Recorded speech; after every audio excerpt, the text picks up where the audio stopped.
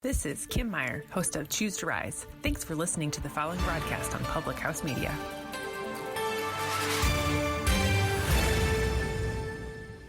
Hey, this is Lee. And this is Chelsea. And we are the host of your new favorite sales podcast, See Jane Sell. Join us every Thursday for a new episode where we will tackle the realistic world of sales and maybe teach you a thing or two along the way.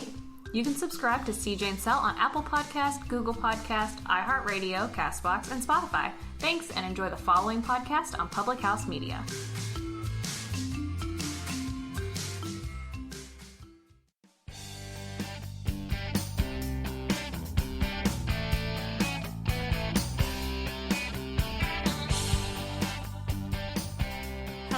Hello, welcome and thank you for joining the Confessions of a Military Spouse podcast.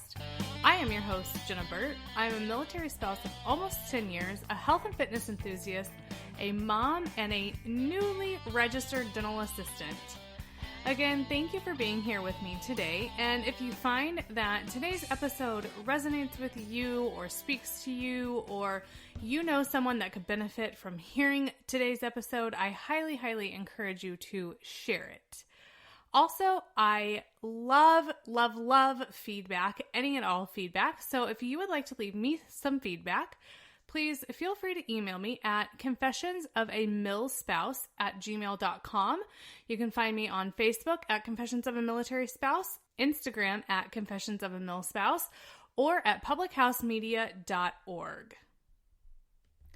So I feel like today's topic is going to be a little bit of a hot one because I am going to be talking all about Tricare and the military medical system. So with that being said, let's not waste any time and go ahead and dive right in.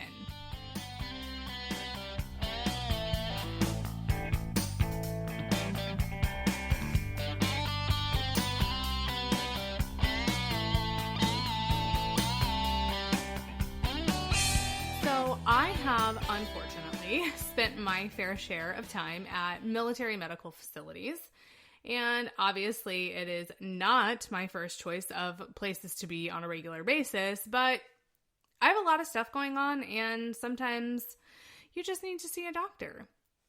So for those of you who don't know what Tricare is the military's health insurance. So like most other jobs that offer health insurance, the military offers health insurance as well, and ours is called Tricare. And there's generally two types of insurance with any insurance plans, and Tricare is obviously no different.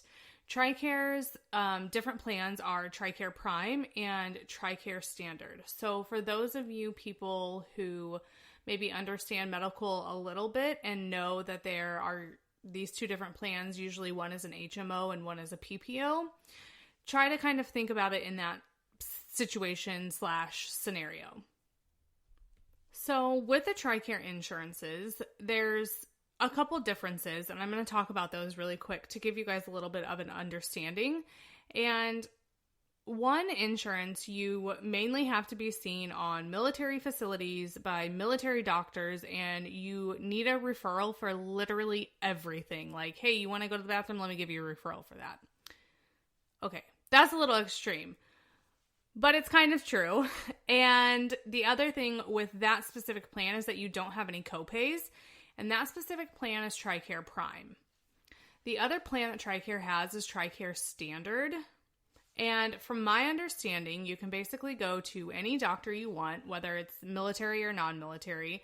You can see any specialist that you want or need to see without a referral, and basically do whatever you want when it comes to your health care.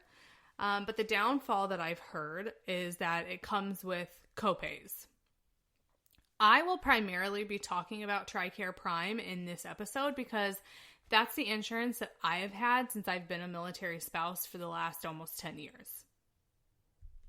So the one common and biggest misconception that I hear a lot of times and that I want to set straight right away is that our healthcare is free. The simple answer to that is no. Our healthcare is not free. Our spouses do have to pay for their families to have healthcare. as anybody else with healthcare providing for their family does as well. How much do they pay? Well, to be 100% honest with you, I have no idea, and they probably have no idea either. I think it's on their LES statement somewhere, and we could probably look it up and figure it out, but it's automatically taken out of their check, and it's been that way for however long they've had dependents on their insurance, so they have no reason to know or look or whatever the situation is, because it is what it is, and you can't do it any differently. So, like I said, our healthcare is definitely not free. The next thing that I want to address is how we have no copays when we have Tricare Prime, like I said earlier, and how it must be so nice. And let me just tell you, having this insurance for almost 10 years, I will say yes, it is nice. It is nice not having to pay for healthcare visits every single time I have to go, because like I said earlier as well, I have a lot of stuff going on and sometimes I have to see the doctor a lot. It was also nice not having to pay a single dime whenever I had my daughter. But that doesn't mean it doesn't come with its downfalls, and that's where the military medical system comes into play. If you have Tricare Prime, the standard of care is to be seen at a military medical facility if you live within a certain distance of the facility. I think the distance at one point, and it may still be this way today, but I'm not 100% sure, but I think it's like 60 miles. Like if you live within 60 miles of any military base, you have Tricare Prime, you're supposed to be seen on that base. Yes, 60 miles, guys. So let's talk about that for a minute. So first of all, imagine that you're sick, or your child's sick and has an earache, or you had to leave work to get your kid to take them to the doctor, and the closest military medical facility is 58.3 miles away. And you live in California and there's traffic. You guys, that's not a fun drive, because you usually only go to the doctor when something's wrong. And I'm not sure if everybody listening has ever had a child with an earache, but if you have, you know exactly how miserable they are. And then imagine having to drive a minimum of an hour if you don't live in California and traffic isn't bad, just to see a doctor for 10 minutes for them to look in their ears and tell you, oh yes, they have an ear infection, and to get you a prescription for medicine. And then you have to go wait at the pharmacy to get your medications filled, which is a whole nother story for a whole nother day. So now you've drove to the doctor, you've waited at the pharmacy, your kid is screaming their head off because they're in so much pain, and then you have to drive that same amount of time back home. Minimum an hour with no traffic. It is most definitely not pleasant. Now, let me just say there are exceptions to this rule, which are if military facilities within that certain distance are not accepting new patients, which was luckily the case in my situation when I moved back to San Diego, that both Miramar and Camp Pendleton were so full and not accepting new patients that I was able to see a doctor out in town that also accepts Tricare. So that's the one, I guess, of the exceptions, is that if these military facilities are full and not accepting new patients, then sometimes, yes, you are allowed to go out in town and see non-military doctors. However, that does not negate the fact that even though you're seeing a provider outside of the military hospital or medical facility or whatever, it doesn't mean you don't need a referral to see a specialist, because you still do. And I've had to see a few specialists while seeing non-military facility doctors, and I still have to have a referral. It still can delay the process quite a bit, especially when the referral gets lost. They decide not to approve it for whatever reason. It wasn't coded right, this, that, or the other. The sky is blue and we just don't want to approve it. Whatever the situation is, that they decide not to go through with the referral and approve it. Which, yes, unfortunately that happens.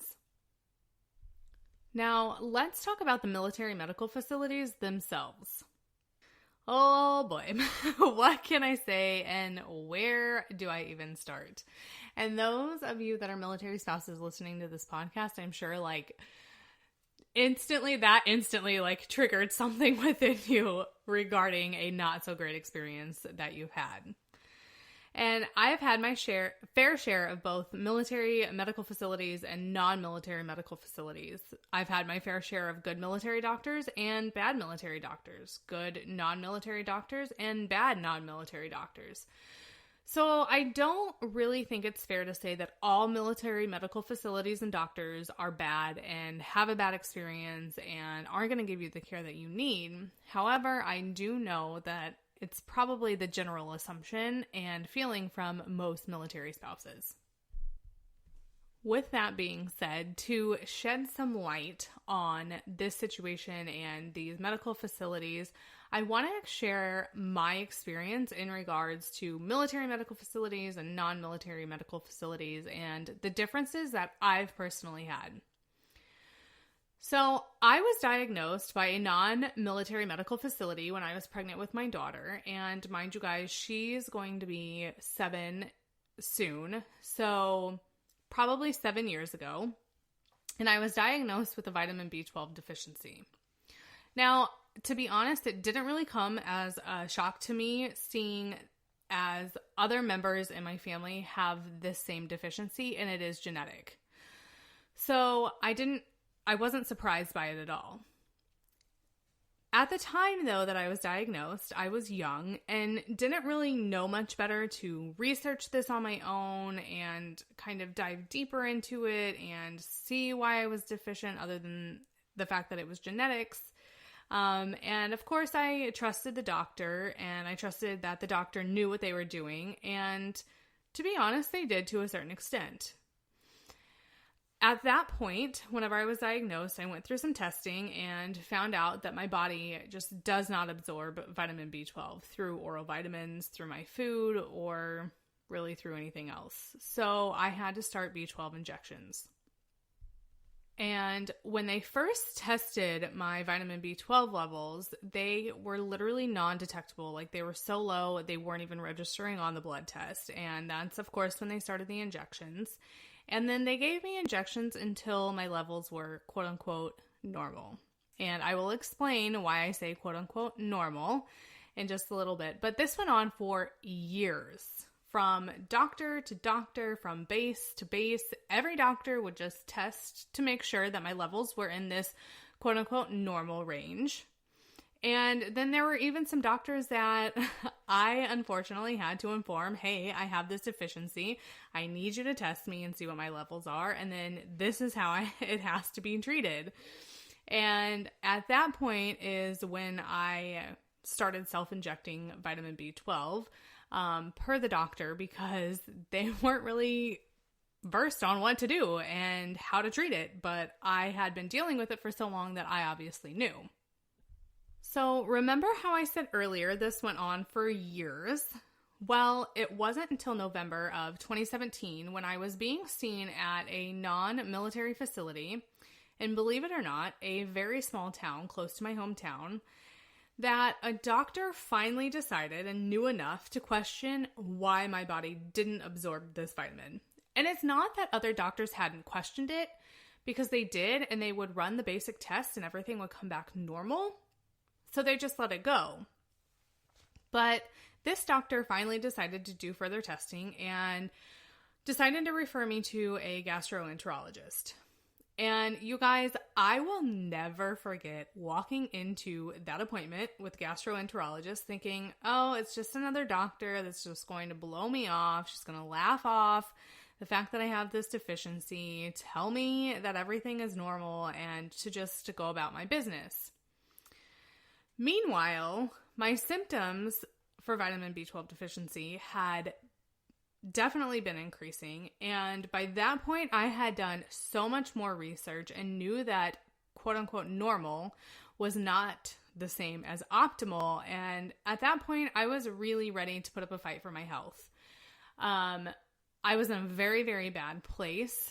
My levels were still in the quote unquote normal range, but all of these symptoms that I was having was affecting my health. It was affecting my relationships. It was affecting me being a parent. It was affecting me at work and the way that I was working as an employee. It was so bad, and I had gotten to such a rock bottom point with this that I was ready to do whatever I could to make myself feel better. So I walk into this appointment just ready to go to war and present all of this stuff to this doctor, to this gastroenterologist. And much to my surprise, there was actually no fight necessary. The gastroenterologist knew exactly what she was doing. And I actually remember making a joke about my vitamin B12 deficiency whenever I first met this gastroenterologist. And you guys, this woman quickly shut me down and told me that this was absolutely not a joking matter. To which I, of course, replied, I know that, but after not being heard for so many years and being shuffled through all of these doctors and military facilities and, Tricare and this, that, and the other, you get used to it. Needless to say, she wasn't very happy, and it was a little bit of a rough start. But shortly after that appointment, I was scheduled for an upper GI and found out that not only do I have a vitamin B12 deficiency, but I also have something called pernicious anemia, and I also have autoimmune gastritis, all of which were contributing to my vitamin B12 deficiency, which was triggering all of these symptoms and even distorting my red blood cells, which is why I was feeling the way I was feeling. So after that, I started a pretty intense regimen to get my vitamin B12 levels to an optimal state, not just a normal state. And that's the difference that I'm talking about when I say quote unquote normal, because especially with this, you can have quote unquote normal lab results. So within that normal range, or what they consider normal, but it doesn't mean that it's actually optimal for you. And obviously every person is different. I'm not a medical doctor. I am not providing medical advice for anybody. But what I am saying is that if you feel like something's wrong, do your research, talk to other people, and go in and fight for your health. Because even in the Tricare system, it is possible to get the help that you need. So the difference that I have seen and felt since starting that intense regimen and since getting my levels to that optimal state has been amazing. Words can't even describe it. I finally feel like myself again. But what is so sad about it is that there are so many military spouses who are dealing with these very, very similar things that may never get the answers that I got. And unfortunately, that's the harsh reality of what it's like to be a military spouse trying to navigate these military medical facilities. Now, I do want to say, do I think that these military medical facilities are all to blame? Absolutely not. They have so much going on and have to treat so many people with extremely limited resources. They just can't know or do it all. So I definitely don't think that they are totally to blame. Do I think that they could be better? Well, I mean, couldn't everybody? Now, that's not to say that, again, all of these military medical facilities are bad, because I actually had a military doctor who gave me I was battling a very, very serious period of time of migraines where I was having probably 2 to 3 migraines a week. And for those of you that suffer migraines, you know how debilitating they are. And then trying to work while having a child and a deployed spouse is so, so difficult. And I actually had a military doctor who, quote unquote, prescribed me, because it's all over the counter medications, but told me about this regimen, this over-the-counter regimen, as a preventative for migraines. And she told me to start it. And she said, I'm not going to lie, it's going to take at least 3 months for you to notice any kind of a difference. But I guess she had a lot of experience in head and neck and all kinds of stuff related to headaches and migraines and that kind of stuff. And so she said, go get these medications, try them at least for 3 months. She said 6 months would be ideal, and let me know if you see a difference. And ever since I started those over-the-counter preventative medications, my migraines have gone down so significantly. It is mind-blowing. So it's not to say that the military medical facilities and these military doctors are all shit and they're all terrible and nobody's ever going to get anything good out of them, because that's not the case. That's not the case at all. And as I said before, this is only one example of some crazy things that have happened to me. And I won't even get into the time where I should have been seen by a specialist. I never got a referral. And then a year later, I got a certified letter in the mail asking if I got the treatment that I needed, because they were auditing charts and came across mine and noticed that I should have been referred to a specialist. Yeah, so there's that. But that's a whole nother story for a whole nother time. But like I said, the purpose of this whole podcast is to let other military spouses that know that they are not alone, and that other military spouses are dealing with these same things that they are, and to keep fighting for their health and their rights to be heard, and to bring awareness to non-military members that not everything is as it seems. So the next time that you decide to make one of those comments about how nice it is that we get free health care or something along those lines, I just want you guys to take a minute and think about all of the military spouses and children out there who may never have the answers that they truly need. Thank you so much for being here today with me on this beautiful Tuesday. I hope that you all have an amazing day. And again, if any of this resonated with you, or you have any thoughts about it, somebody else you know needs to hear it, please, please, please hit that share button.